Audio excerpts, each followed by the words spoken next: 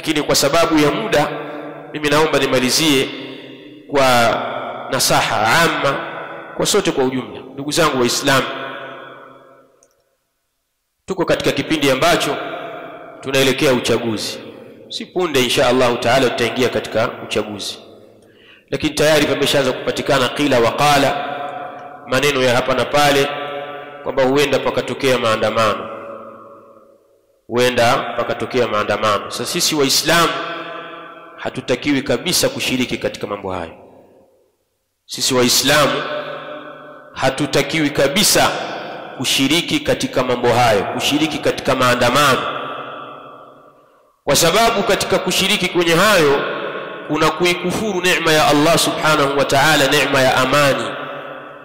Allah subhanahu wa ta'ala anatuambia, alam tara ila alladhina badalu ni'mata Allahi kufra, hivi umewaona wale ambao walioibadilisha neema ya Allah subhanahu wa ta'ala kwa ukafiri. Fa ahallu qaumahum dar albawar, wakawahalalishia watu wao wakawaingiza katika nyumba ya maangamivu.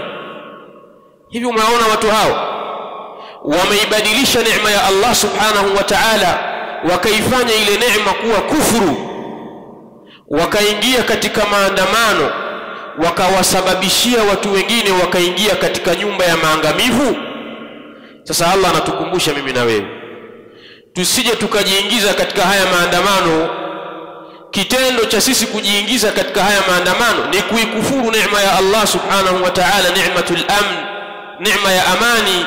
Mtume sallallahu alayhi wasallam katika hadithi inda al-Imam Ibn Majah anasema, man asbaha minkum aminan fi sirbihi mu'afan fi jasadihi indahu qutu yawmihi fakaannama hizat lahu ad-dunya bihadhafiriha.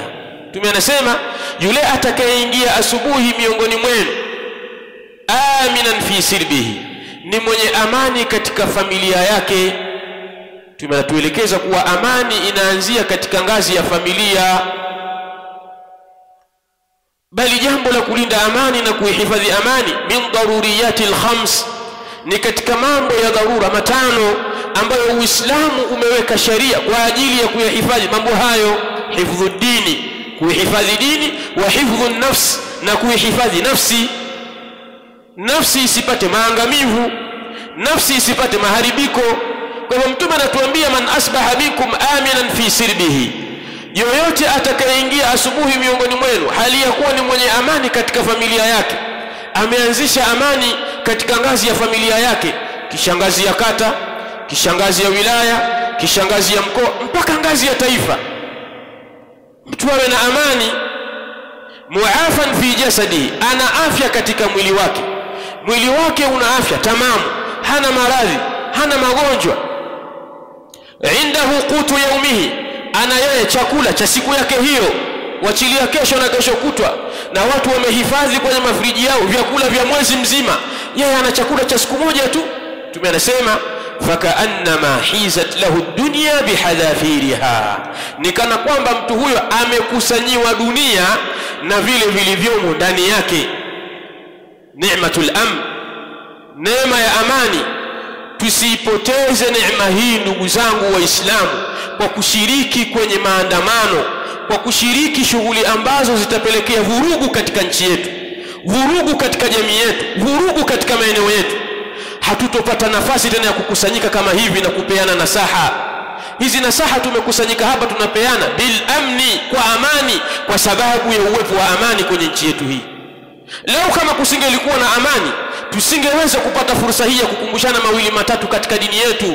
Kwa hivyo Allah fi ni'matil amn, tuitunze neema ya amani.